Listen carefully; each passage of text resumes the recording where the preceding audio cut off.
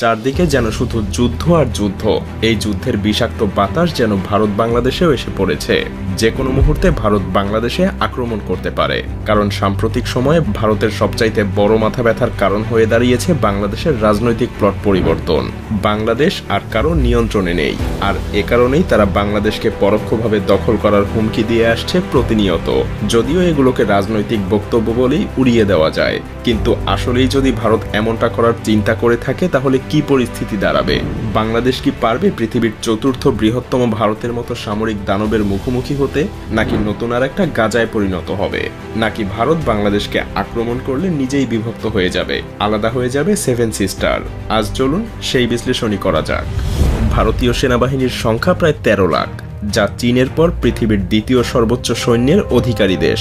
তবে ভারতের সেনাবাহিনীর একটা বড় অংশ তাদের অভ্যন্তরীণ নিরাপত্তায় নিয়োজিত আছে।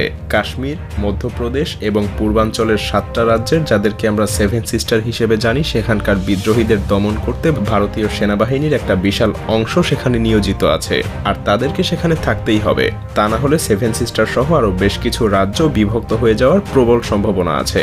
অন্যদিকে পাকিস্তানের সেনাবাহিনীর অ্যাক্টিভ রিজার্ভ সবকিছু মিলিয়ে সংখ্যা প্রায় 7 লাখের কাছাকাছি, যাদের একটা বড় অংশ সবসময় ভারতকে আক্রমণ করার সুযোগ খুঁজতে মুখিয়ে থাকে। আর এতে করে ভারতীয় সেনাবাহিনীর অন্ততপক্ষে 8 লাখ সৈন্য প্রয়োজন পাকিস্তান এবং নিজেদের অভ্যন্তরীণ সব সংকট মোকাবেলা করতেই। এখানেই শেষ না, ভারতকে অবশ্যই চীনের আগ্রাসন থেকে বাঁচার জন্য আরও 3 লক্ষ সেনাবাহিনী চীন ভারত সীমান্তে সবসময় মোতায়েন রাখতে হয়। কিন্তু অবশিষ্ট 2 লাখ সৈন্য নিয়ে ভারত যদি বাংলাদেশে আক্রমণ করতে চায়, তবে সেটা যেন ভারতের জন্য হবে নিজের পায়ে নিজের কুড়াল মারার মতো। কেন বলছি এই কথা? কারণ সামরিক বিশেষজ্ঞরা মনে করেন কোনো দেশকে দখল করতে গেলে সেই দেশের শক্তির চাইতে 3 গুণ সৈন্য থাকা প্রয়োজন। মজার ব্যাপার হলো, আপনি যুদ্ধ বিমান দিয়ে শত্রুর দেশকে শুধু ধ্বংসই করতে পারবেন, কিন্তু দখলে নিতে গেলে অবশ্যই আপনাকে সেখানে মোতায়েন করতে হবে পদাতিক বাহিনী। আর তাই ভারতের 2 লাখ সৈন্য দিয়ে বাংলাদেশকে দখলে নেওয়া সম্ভব না, কারণ বাংলাদেশের সেনাবাহিনীর সংখ্যাও একেবারে কম না। আর তাই বলাই যায়, এই পরিস্থিতিতে ভারতীয় সেনাবাহিনীর জন্য বাংলাদেশকে আক্রমণ করা অসম্ভব হয়ে দাঁড়াবে। তবে এখানে চীন পাকিস্তান নিজেদের স্বার্থে ভারতকে সীমান্ত থেকে দূরে ব্যস্ত রাখতে বাংলাদেশকে অস্ত্র দিয়ে সহযোগিতা করার সম্ভাবনা অনেক বেশি, যা ভারতের জন্য কাল হয়ে দাঁড়াতে পারে।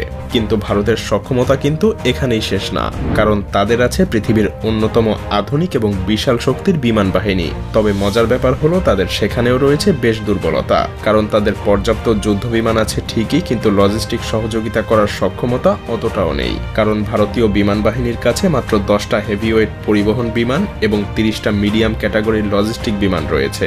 অথচ ভারতের মতো একটা বিশাল দেশে সৈন্য এবং রসদ মোতায়েন করতে এই কিছু ট্রান্সপোর্ট বিমান কোনোভাবেই যথেষ্ট হবে না। যেমন 2020 সালে চীনের সংঘর্ষের সময় ভারতের ট্রান্সপোর্ট ফ্লাইটের অভাব স্পষ্ট হয়ে উঠেছিল। বেশ কয়েক সপ্তাহ সময় লেগেছিল ভারতের সৈন্য এবং সরঞ্জাম মোতায়েন করতে। এর ফলে বাংলাদেশের বিরুদ্ধে যুদ্ধ করতে গেলে ভারতের বিমান বাহিনীর লজিস্টিক ফ্লাইট কোনো বড় ভূমিকা পালন করতে পারবে না। তবে ভারতীয় বিমান বাহিনীর কাছে প্রায় সব মিলিয়ে 500টা যুদ্ধ বিমান আছে, এবং এতে কোনো সন্দেহ নেই এত সংখ্যক বিমান দিয়ে তারা অল্প কিছু সময়ের মধ্যেই বাংলাদেশকে ধূলিসাৎ করে দিতে পারে। কারণ বাংলাদেশের কাছে এমন কোনো শক্তিশালী যুদ্ধ বিমান নেই যা ভারতীয় ফাইটার জেটগুলোকে মোকাবেলা করতে পারবে। সেই সাথে নেই তেমন কোনো শক্তিশালী আকাশ প্রতিরক্ষা ব্যবস্থা। তবে এখানেও ভারতের জন্য বিপদ রয়েছে, কারণ ভারতের বেশিরভাগ যুদ্ধ বিমান কাউন্টার স্ট্রাইক মিশন পরিচালনা করতে সক্ষম না। হ্যাঁ, ভারতের কাছে আছে 270টা SU-30, এছাড়াও MiG-21 এবং জাগুয়ার ফাইটার জেট। কিন্তু মজার ব্যাপার হলো, এগুলো বর্তমানের আধুনিক যুগে কিন্তু বেশ পুরনো মডেল।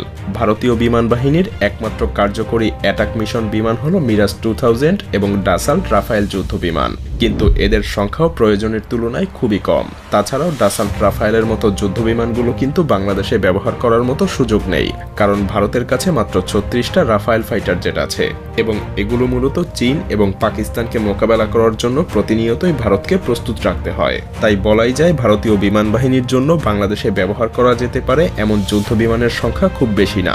ভারতের বিমান বাহিনী একদিকে যুদ্ধ বিমানের সংকটে ভুগছে, অন্যদিকে পাকিস্তানের কাছে রয়েছে বিপুল সংখ্যক জেট এবং F-16 যুদ্ধবিমান, যার সামনে ভারতীয় রাফায়েল যুদ্ধবিমানও যথেষ্ট কার্যকরী হওয়ার সম্ভাবনা খুবই কম।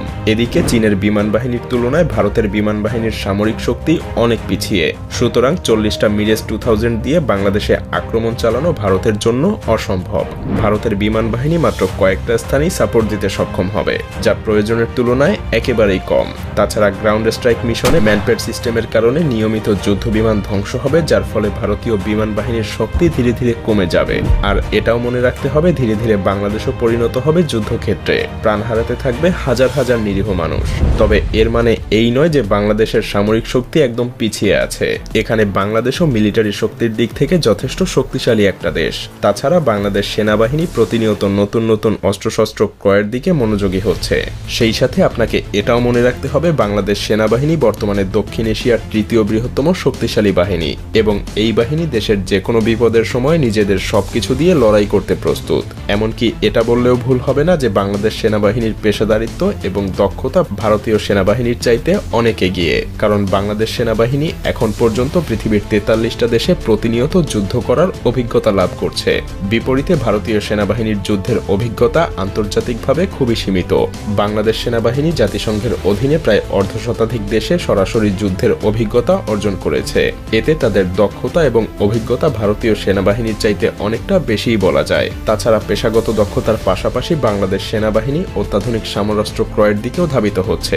বিশেষ করে বিভিন্ন আগ্রাসন মোকাবেলায় বাংলাদেশ পৃথিবীর বিভিন্ন দেশ থেকে যুদ্ধ ট্যাঙ্ক, যুদ্ধবিমান এবং অন্যান্য সমরাস্ত্র সংগ্রহ করছে, যা বাংলাদেশের নিরাপত্তা ব্যবস্থা আরও মজবুত করবে। এমনকি বাংলাদেশ তুরস্কের কাছ থেকে বেশ কিছু সংখ্যক বর্তমান পৃথিবীর সবচাইতে অত্যাধুনিক ড্রোন বায়ারাক্তার TB2 কিনেছে। আরও কিছু সংখ্যক কেনার জন্য চুক্তিও করেছে, যার মাত্র 50টা দিয়েই ইউক্রেন হাজার হাজার রাশিয়ান যুদ্ধযান ধ্বংস করেছিল। সেই সাথে সমরাস্ত্রের উৎপাদন বাড়ানো এবং বাইরের দেশ থেকে আধুনিক অস্ত্র ক্রয়ের মাধ্যমে বাংলাদেশ সেনাবাহিনী আরও শক্তিশালী হওয়ার চেষ্টা করছে। 2030 সালের মধ্যে এই সমস্ত নতুন অস্ত্র বাংলাদেশ সেনাবাহিনীর বহরে যুক্ত হবে, যা বাংলাদেশকে এক নতুন উচ্চতায় পৌঁছে দিবে। তাছাড়াও বাংলাদেশের সেনাবাহিনীর কৌশলগত শক্তি বৃদ্ধি করতে সবচাইতে গুরুত্বপূর্ণ পদক্ষেপগুলোর মধ্যে একটা হলো অ্যাম্ফিবিয়াস ট্যাঙ্ক। সম্প্রতি বাংলাদেশ চীন থেকে 54টা অত্যাধুনিক উভচর ট্যাঙ্ক অর্ডার করেছে, যা পানিতে এবং মাটিতে দুই জায়গাতেই বেশ কার্যকরীভাবে চলতে পারে। এই ট্যাঙ্কগুলো এমনভাবে তৈরি যা তীব্র স্রোতেও অনায়াসেই চলতে পারে। এগুলো বিশেষ ধরনের হামলা চালানোর জন্য অত্যন্ত কার্যকরী, যা বাংলাদেশের প্রতিরক্ষা শক্তি আরও মজবুত করবে। আর তাছাড়া চীন ভারতের কাছে এই ট্যাঙ্কগুলো বিক্রিও করবে না। তবে পরিশেষে আমাদেরকে একটা কথা মনে রাখতে হবে যে যুদ্ধ কখনো শান্তি বয়ে আনতে পারে না, কারণ ভারত যদি বাংলাদেশের উপরে আক্রমণ করে তবে হয়তো তারা দখল করতে পারবে না, তবে ধ্বংসস্তূপে পরিণত হতে পারে বাংলাদেশ। প্রাণ হারাবে হাজার হাজার লাখ লাখ মানুষ। এমনকি ভারতের জন্যও রয়েছে অশনি সংকেত, কারণ বাংলাদেশের সাথে যুদ্ধে ব্যস্ত থাকলে চীন এবং পাকিস্তান অবশ্যই ভারতীয় মানচিত্রে আক্রমণ করতে দ্বিধাবোধ করবে না। আর সেভেন সিস্টার আলাদা হওয়ার জন্য তাদের নিরস্ত্র আন্দোলনকে হয়তো সশস্ত্র আন্দোলনে পরিণত করতে পারে। এমন ভয়াবহ কিছু হলে দুইটা দেশই ক্ষতিগ্রস্ত হবে। আর তাই প্রতিবেশী দুইটা দেশের জনগণের উচিত এমন কোনো উস্কানিমূলক কার্যক্রম না করা যাতে দুই দেশের মধ্যে বন্ধুত্বপূর্ণ সম্পর্কের পরিবর্তে শত্রুতার সৃষ্টি হয়, কারণ এতে উভয় দেশই ক্ষতিগ্রস্ত হবে।